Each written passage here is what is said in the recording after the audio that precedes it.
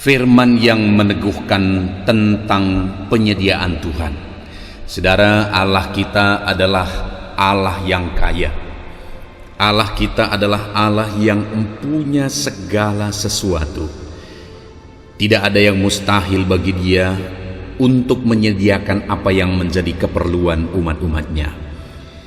Dalam kehidupan saya, dalam kehidupan saudara, Dia Allah yang sanggup menyediakan apa yang menjadi kebutuhan kehidupan kita.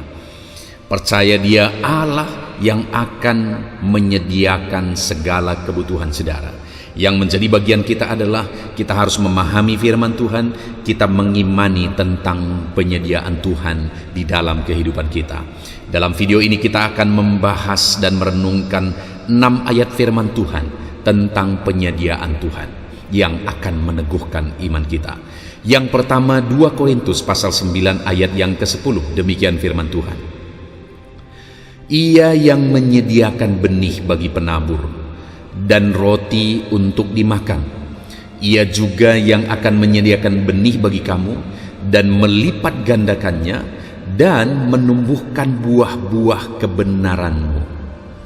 Saudara, di dalam ayat ini firman Allah menegaskan bahwa bagi orang-orang yang akan menuai, Dia Allah yang menyediakan benih untuk ditabur, dan kemudian dari sana maka orang tersebut akan memakan roti. Jadi maksudnya saudara, bahwa Allah itu menyediakan mulai dari kita menabur sampai berbuah, sampai kita menuai.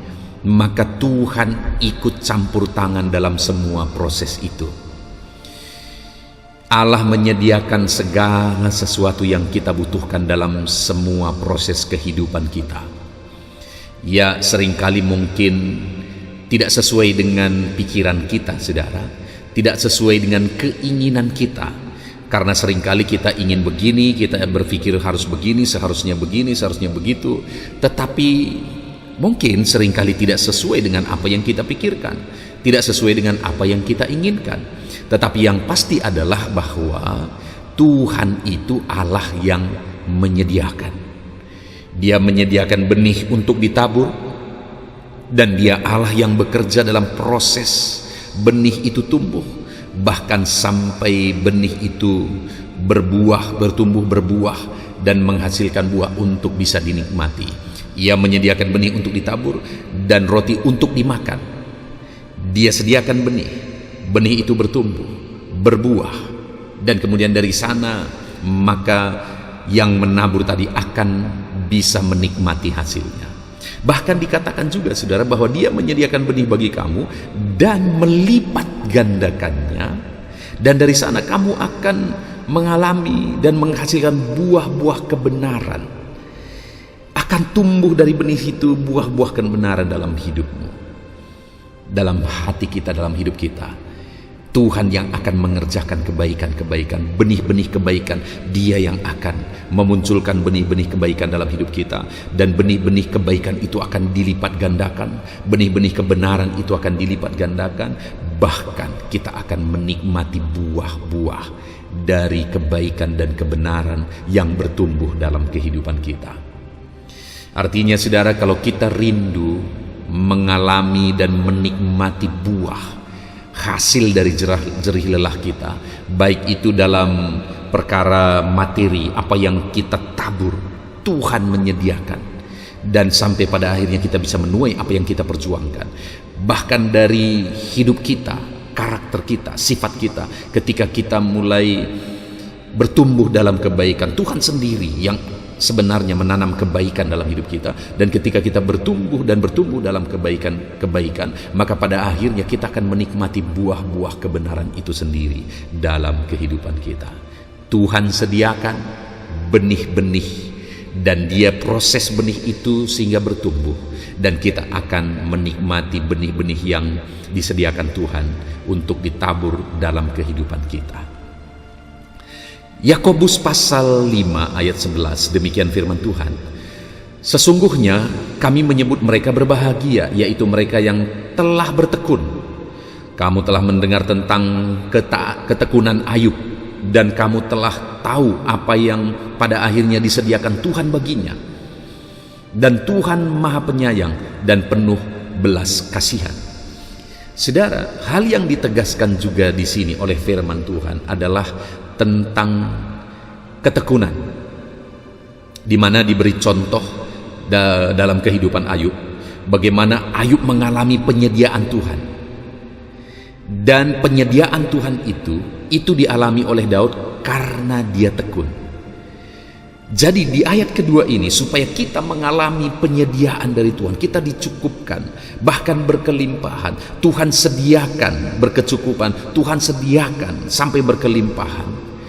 Tuhan mau kita belajar dari kehidupan Ayub, di mana Ayub sekalipun begitu berat prosesnya, sekalipun begitu sulit prosesnya, tetapi Ayub menjalani semua, menghadapi semua dengan penuh ketekunan.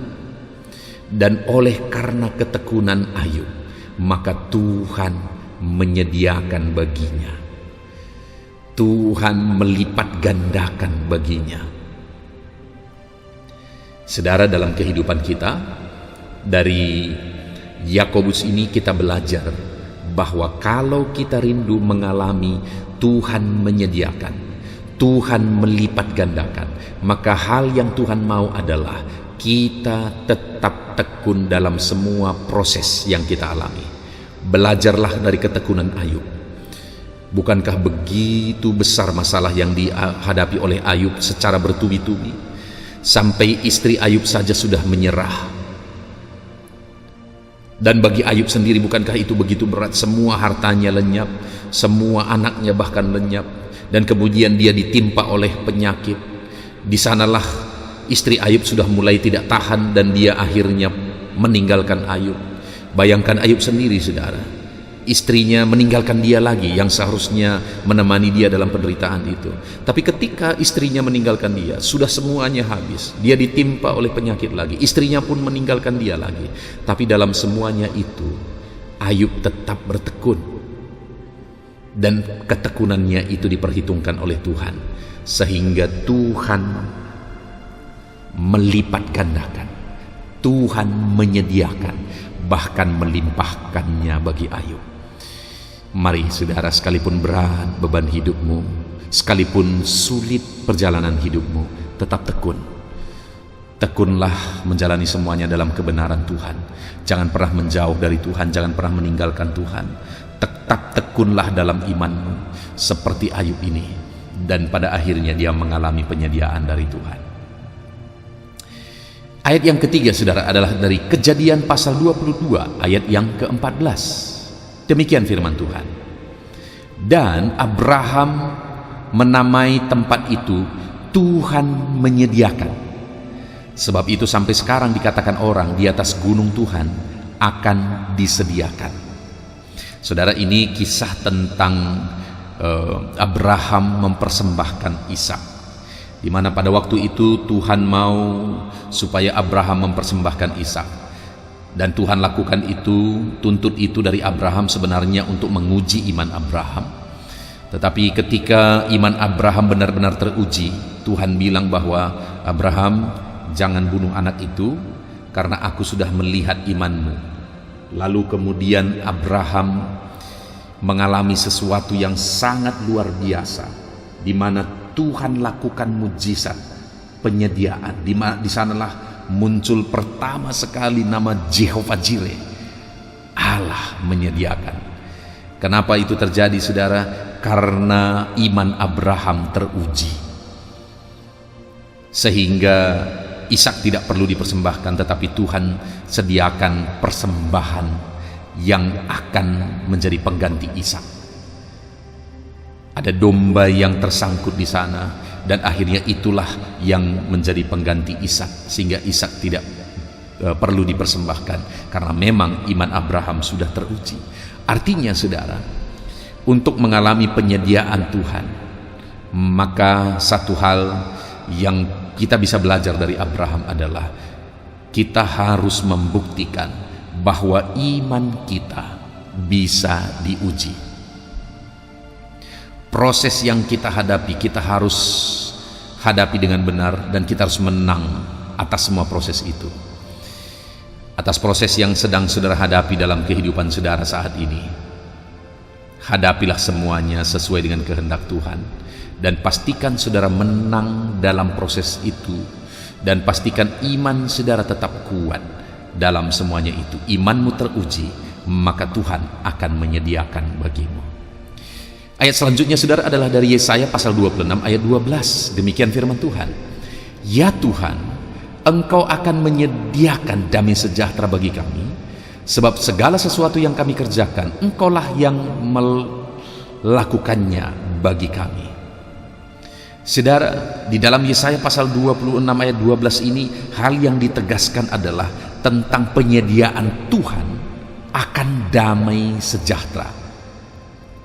Tentu saja satu hal yang paling kita butuhkan dalam kehidupan ini saudara, satu hal yang paling kita rindukan dalam kehidupan ini saudara, adalah tentang damai sejahtera Tuhan. Dan firman Tuhan ini menegaskan bahwa Tuhan menyediakan damai sejahtera. Karena apa saudara? Atas segala yang dilakukan oleh umatnya, Tuhan juga ikut berperan di sana. Tuhan juga ikut bekerja di sana. Sehingga dalam segala pekerjaan, dalam segala usaha, dalam segala upaya umat-umatnya, dan ketika Tuhan bekerja di sana, maka damai sejahtera melimpah di sana. Kalau saya dan saudara berusaha, berjuang, bekerja, dan kita serahkan semuanya kepada Tuhan, dan Tuhan bekerja bersama dengan kita, maka damai sejahteranya juga akan memenuhi kita dalam mengerjakan semuanya. Ayat selanjutnya saudara adalah Yohanes pasal 14 ayat 3. Demikian firman Tuhan.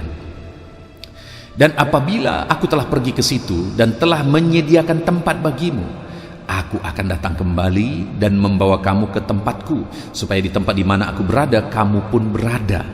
Saudara, ayat yang kelima ini saudara, dari Yohanes pasal 14 ayat 3 ini menegaskan bukan hanya penyediaan secara materi, bukan hanya penyediaan tentang perkara-perkara dunia, bahkan bukan hanya penyediaan tentang damai dan ketentraman hidup di dunia ini. Tapi kali ini di dalam Yohanes pasal 14 ayat 3 ini, ayat ini menegaskan tentang penyediaan Tuhan akan kehidupan kekal, tempat bagi kehidupan kekal. Saudara, betapa dahsyat Allah yang kita sembah.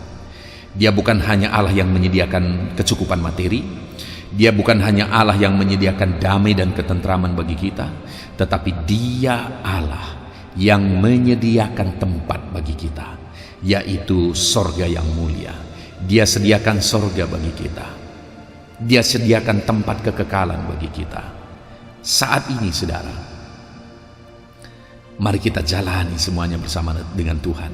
Mari kita tetap dekat dengan Tuhan. Kita jalani semuanya dengan penuh iman dalam Yesus Kristus. Jangan pernah undur dari iman kita.